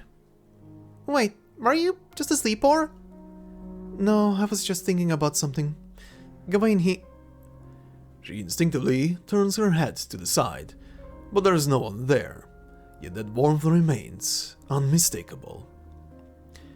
He's gone. Thank you for being here with me, Gawain. Morgan, what are you doing here? Nothing convinced the Provisional Court to hold the Crown Thief in the Defense Forces detention quarters for now. The full report on her is out now. I don't want to waste time, so I came straight to you. Here, this is the report. Her name is Diane Weber. Morgan pauses, watching Vina closely for a reaction, but Vina simply looks at her with curiosity, waiting for her to continue. She didn't just decide to steal the crown out of the blue. She has been working with a pharmaceutical rep from Colombia for a while now, helping spread awareness about the Ripathy infection protection methods. That's how she learned when the guards patrolling outside the Palace of Vestalek would change shifts. Once she got inside, she waited until your speech and slipped into the throne room. And then she stayed there for quite a while. At least half an hour. What did she do in there? I don't know, and she won't say. Maybe she was hesitating, or maybe she just got lost in thought. In any case, she managed to make it off with the crown without alerting anyone. Wait, something doesn't add up here. She stayed in the throne chamber for so long. She didn't run into the patrols after the shift change? No, she didn't. Even she was surprised by how easily she escaped. She thought for sure the patrols would catch her. So someone must have helped her. Was it one of the guests? Unclear, but if she had help, she didn't know about it. She came up with this whole plan herself. But why? Just to bring the crown to me and goad me into... Her name is Diane Weber. I know. You don't remember her. I kept thinking she looked familiar, but when I saw the report I realized it's her. Remember the day when the Alliance surrounded us on our doorstep? The first soldier to defy orders and escort us forward? Vina recalled the sky that day, filled with steam, the lingering smell of smoke and gunpowder, and the soldier whose face had become a blur in her memory. This is Lieutenant Diane Weber of the 6th Column 10th Infantry Regiment. Lower your weapons, soldiers, and escort the exemplars in their advance. Before I was a soldier, I was a Londinianer. This is my home too. Go, Siege. The fight is not yet over. We will take back what is ours. Diane Weber, the soldier who defied the Duke of Caster's orders. She contracted an acute infection in the final battle against the Nachtzer King. That rings a bell? She was the one who took the size of kings from you and charged towards the Nachtzers. She doesn't have much time left. We are short of oropathy suppressants, and she never got enough medicine to slow her condition. We took a look at her, but... The crown lets out a faint metallic creak as Vina's hand tightens around it. It looks so fragile, yet its resilience is undeniable. She really loved our home, and she loved Victoria as well. That's why she volunteered to join the ducal forces, only to defy their orders and ended up forced into retirement. She trusted you, even though I don't agree with some of her ideas. Vina, maybe we could...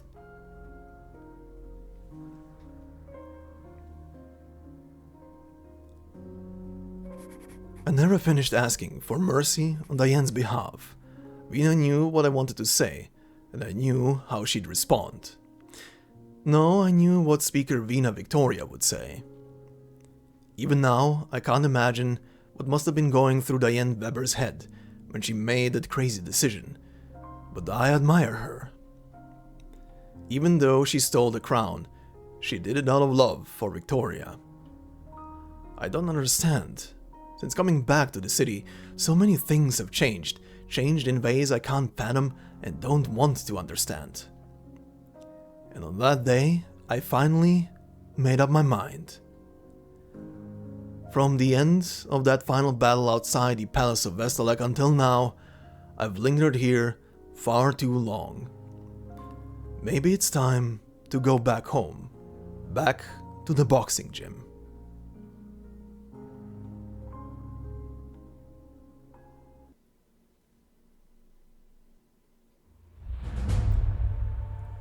Right then, and now we know why Diane got the unique face and unique hair treatment out of the NPCs. Yep, that's why pretty much she is the one who stole the crown and brought it to Vina. And very neat also as well in this cutscene to see a lot of the like split essentially between the people of they just want the parliament to rule, and the other portion wants Vina to take the throne essentially to become the next monarch, but Vina obviously doesn't want that, and yeah, that causes quite the friction. We'll see how that develops, but also very sad. Come on, Vina, you really forgot the face of Diane. She was the first one to let you in. Also, Morgan pointing out in her memoirs that she is kind of starting to be fed up with the whole thing, and she just now wants to go home, is also very interesting. I like the little conflicts that are appearing slowly, even though obviously I mean obviously there's gonna be shit like that. It's post-war time, so you know. But yeah, let's see how this continues, shall we? In our final scene for today, on stage number 8, titled Sword Reforged in War. When the steam dissipated, Vina told me that history will remember its heroes.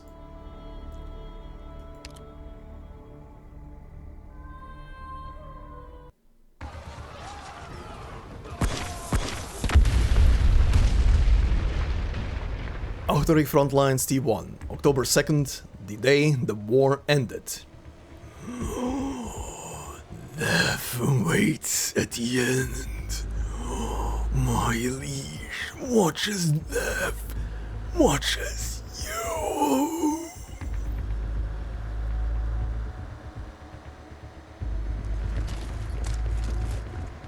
Captain, the target has been neutralized, but our remaining ammunition is estimated to last only 2 more minutes. We need our next set of orders. All units prepare for close quarter combat. Hold the line for the next 2 minutes. I'll cover your retreat. Siege, our artillery support is running out. The bombardment will end in 3 minutes. What's the situation on your side? We can't clear this Nachtary fog. These things have severed the supply routes our workers cleared for us. We can't get supplies to your position quickly enough. Prepare to retreat from T1.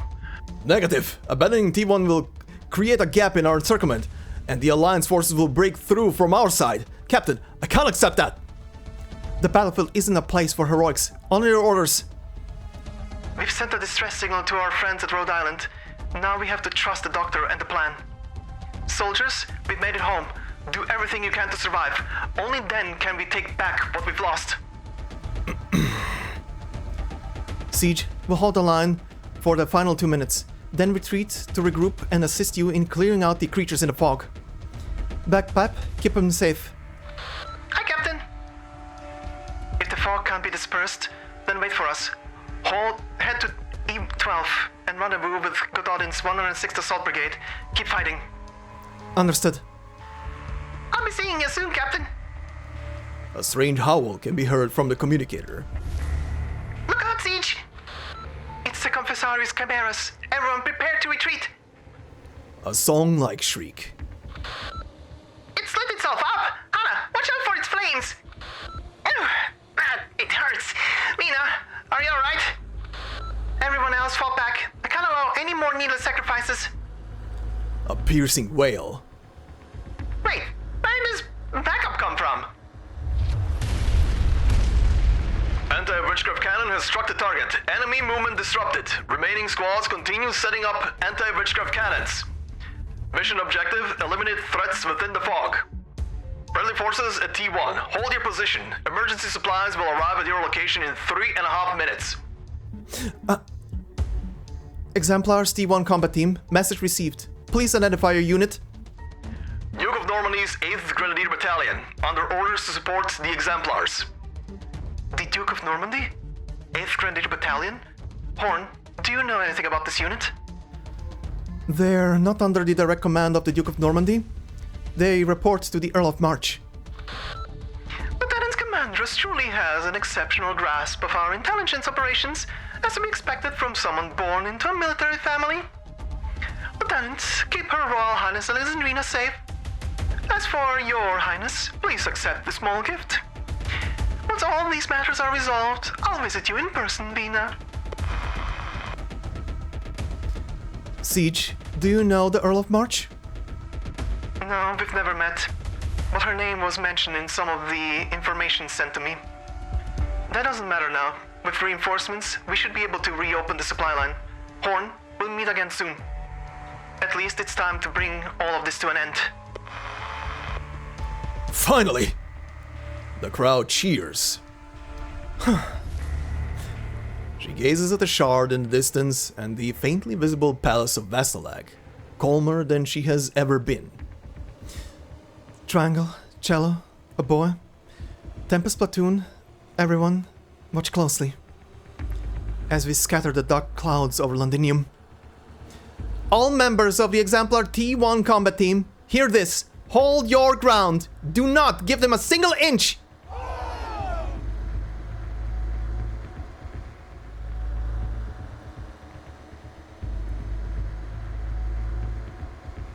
Highbury Secret Base, October 2nd, 6:36 a.m. Captain, Rock 18 just uploaded a scan of the last segment of our route to PRTS. Did you receive it? Got it. Rock, we're already repairing the final track shift node. Given the current damage level, how long until the repairs are complete? 10 minutes. Located Granny yet? We need to retrieve that weapon as soon as possible. The Exemplars will need our support on the front line. Still trying to pinpoint the correct location. The signals we found over the past few days were all decoy beacons they left behind. It might take a bit more time to re-establish contact. At least it means Granny's team is still safe for now. Captain, if, and I mean if, we can't get in touch with Catherine, what should we do? We'll use this passage to transfer as much of Highbury's remaining supplies as possible to... Captain?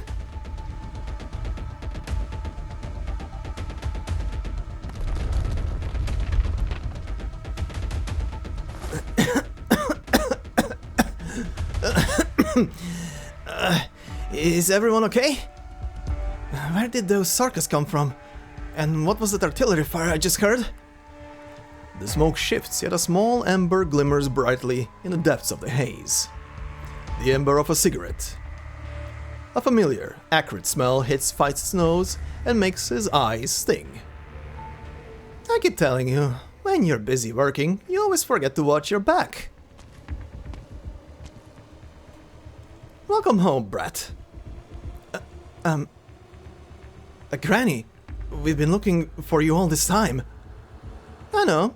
When someone told me the passage was being repaired, I figured it was you. Huh?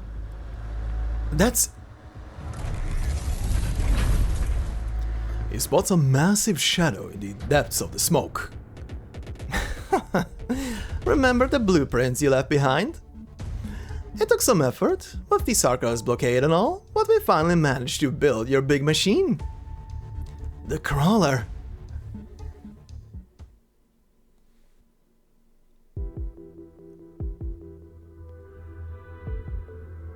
Sudan's secret underground passage, October 2nd, 6:39 AM. I know you're there. Your earring has grown rather warm. Those workers who came to support the Self-Salvation Corps earlier, that was your doing, wasn't it? Shh, you'll disturb my friends. Still, thank you for taking good care of little Garnet for me, kitten.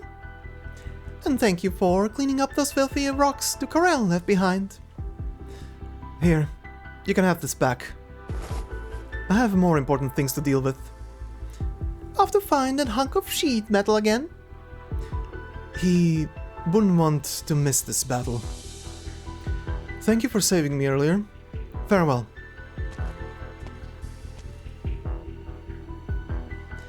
Where are you off to next? To meet with him. You're not going to go help Dame Concert? With Amia and Logos there, nothing will happen. I'll wait for them beneath the Palace of Vestalag. It's his last known location, as far as I know. Her Highness is gone. It's time to put the past to rest. Your wounds. Insignificant. You don't need to involve yourself in the frontline work anymore. Take care of yourself.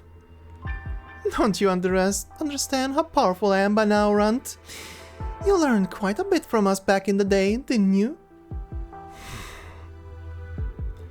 Bringing you into the city was the most I could do. Whatever is between you and the Regent, Rose Riverside will no longer be involved. Good. Where will you go next? I'll keep tracking her down. She disappeared so suddenly, abandoning Her Highness at the most critical moment. That demands an explanation. One of our sharp-eyed sisters managed to track her as she left Londinium. She's still heading west, though her destination is unclear. And when you catch her, will you bring her back or kill her? She owes all the riverbank canoes an explanation. But you, Runt, should worry about yourself first. The region is close at hand.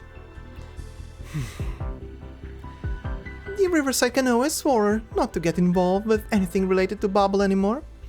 However, helping an old acquaintance doesn't break the rules. This smear of blood, it's a gift and a blessing. For less pain and fewer scars. Safe travels, Ascalon.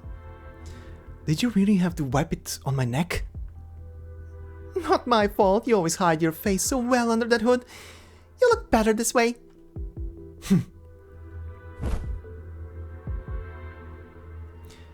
Oh, by the way, I forgot to ask. What do you think of that kitten? She does not emerge from the shadows, and the wind carries her voice. My judgment is unnecessary. When the dust settles, the truth will reveal itself. We're all the same.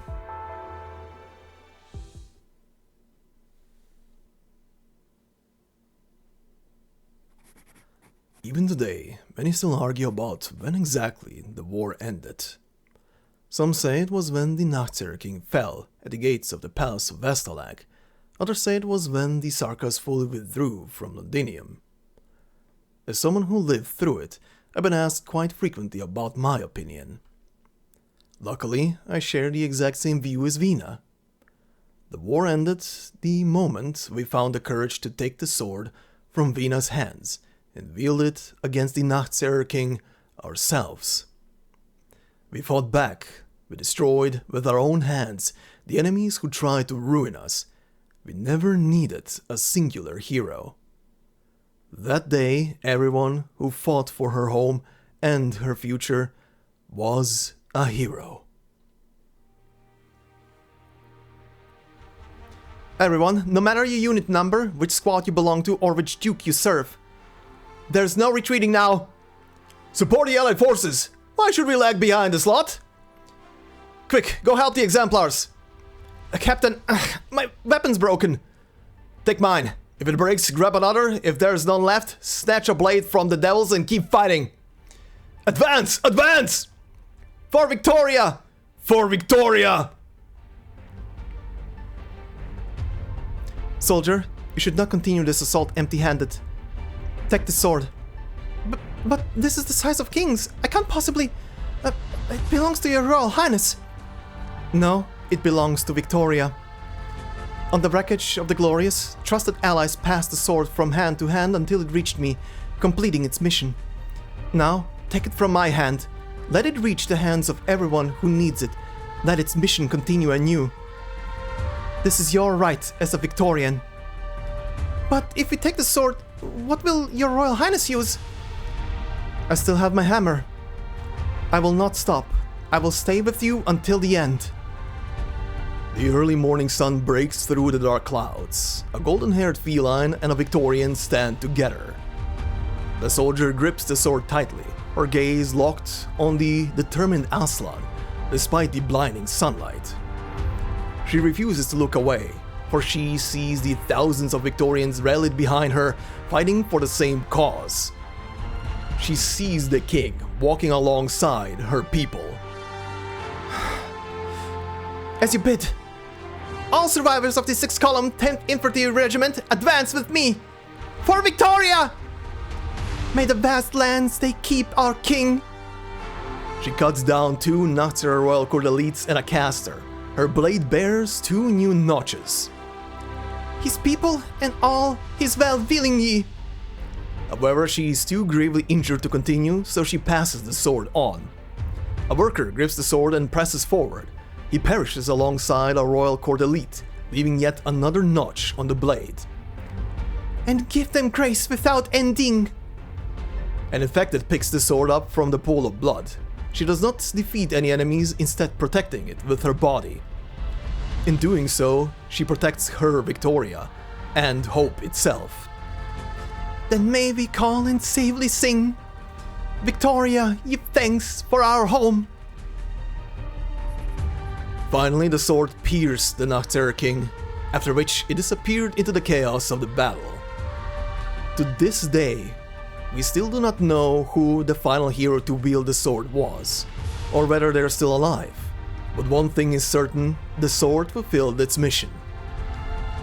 The Victorians wielded the blade against the invaders. But its legend didn't end there. They say it was the workers who recovered the broken sides of kings from the blood and mud.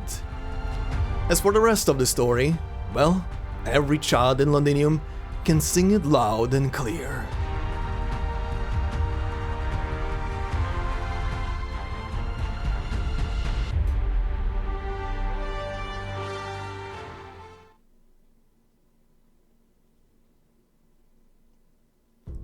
Auchterich, the Naxxter's final camp, October 2nd, 7:35 AM.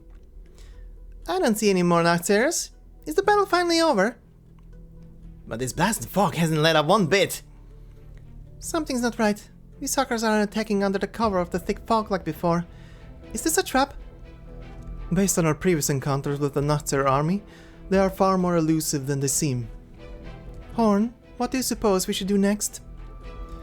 Coordinate with the main allied forces, hold off on advancing rashly, and minimize unnecessary casualties until we get clearer read on the situation. Alright, sounds strategy. Dagda, send the orders to all of our troops. I'll pass it on to the Alliance commanders, as well as Closure and the others. Hey, did Hood even get the frequency right? Huh? We're already live? Everybody listen up. Bubbles captured the military commission's command center. The bastards don't even know their hands from their asses right now, and nobody's got it in them to help out the crusty old Naxxter king. So, quit wasting time and get those feet moving. I don't care if you believe me or not. Just go and get this over with. Oh, and by the way, you might want to look up. The old hag owes me big this time. Huh? Delphine, we traced the transmission. It seems this communication was received on several different frequencies.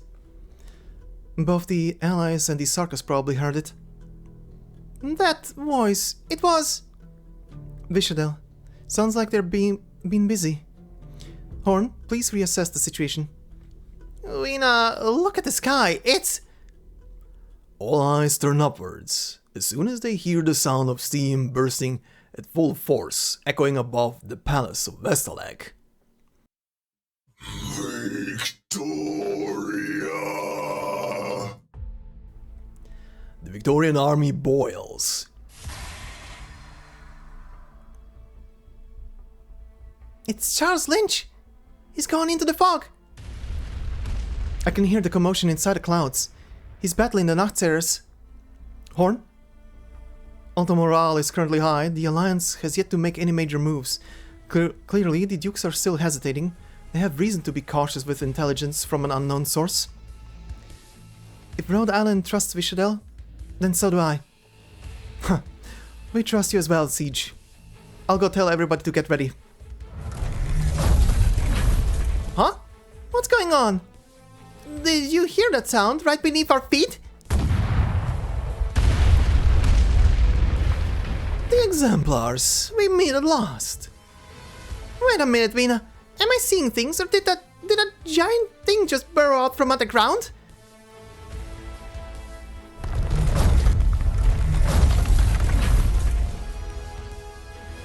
A giant thing? No, it has a name. The Crawler. Our grandson decided. Pretty good, huh? The grey-haired pilot blows a smoke ring, standing proudly on the ladder of the massive machine. It has 4 massive steam-powered hydraulic legs encased in protective armor that bears the unmistakable signs of a worker's handiwork. Smoke is still billowing from its enormous black cannon barrel, a clear sign that it was the one responsible for the massive hole in the ground. A steady stream of Self-Salvation Corps members emerges from the gaping hole beneath the crawler, carrying combat supplies up to the surface. Siege, thank goodness we made it here in time.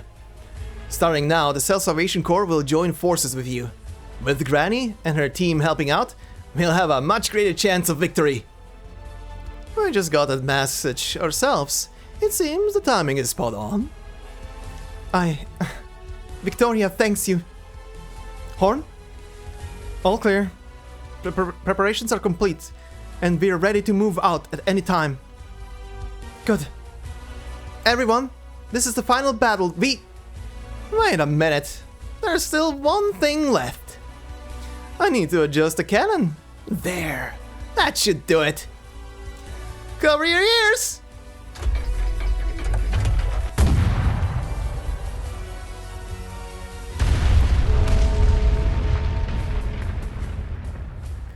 The cannon strikes the giant bell at the center of Auteric, an ancient relic that had stood for centuries. The bell tolls loud, clear, and beautiful, following by the sound of the Alliance war horns and their furious battle cries. We've got to let certain people know we're here. You're in command now. Victorians, charge forth to our final victory!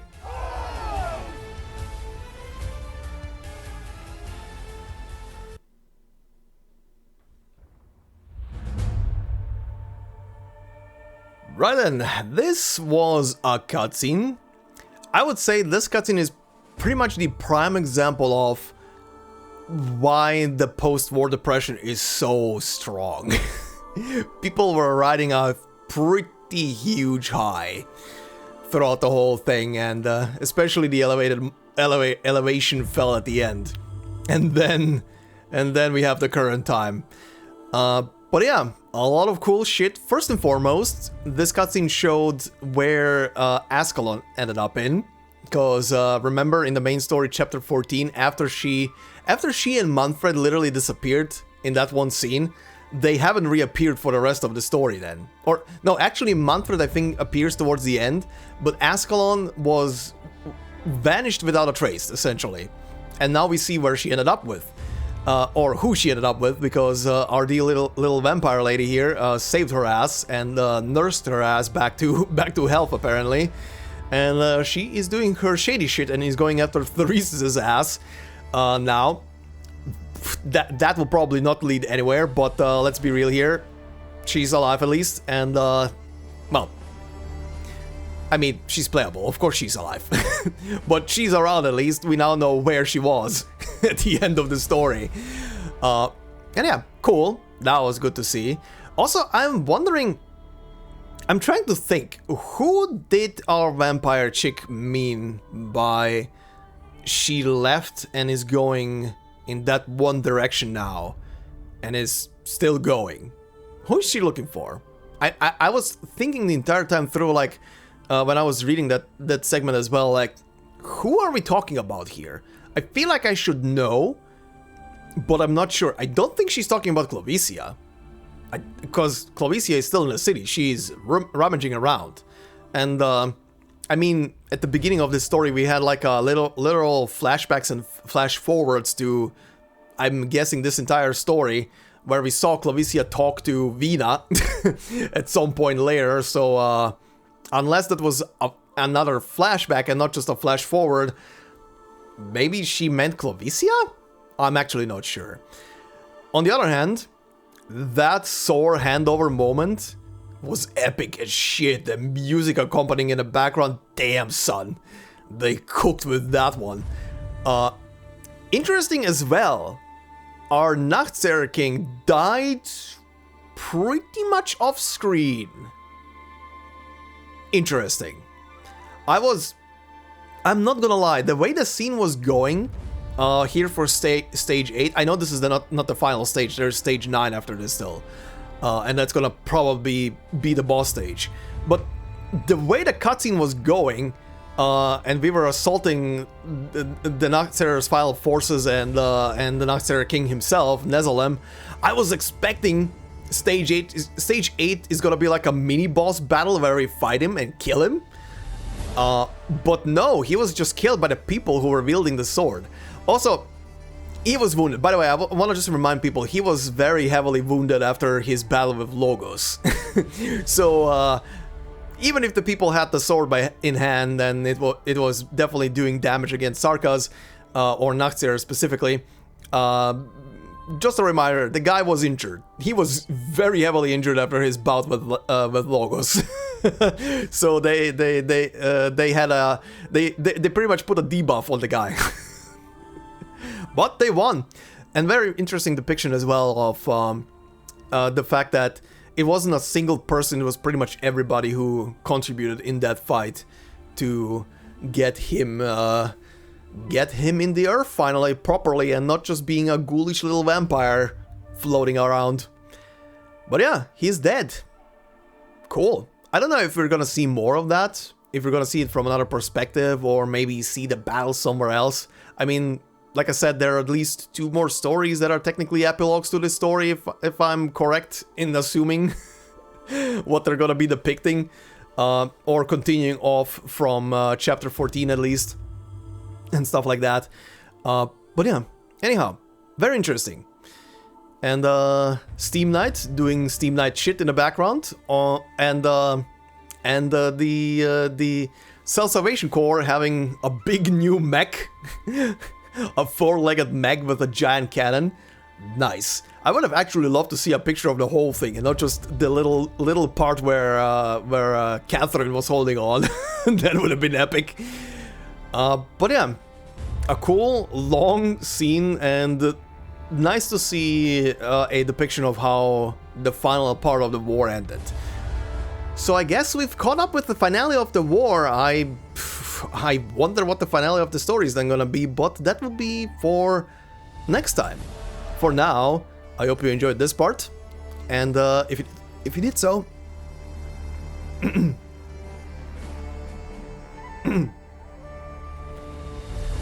if you did so, please consider leaving a like on the video, it will help me out a lot. If you're new to the channel, consider subscribing. Pretty much everything out of Arknights is done and is on the channel. You can find it very easily on it. Enjoy, thank you very much, and if you want to support me more directly, memberships are open. No video will be behind a membership, as I always say. It's purely there to support me, my work, and the channel. Thank you very much to all the members already supporting. Much appreciated, everyone. And yeah, hope you all have a fantastic day wherever you are, and I will see you in the next one. Oh yeah, and most importantly, I just Halo 2'd your asses. The way this just ended, I literally Halo 2'd everybody right now. Hell yeah.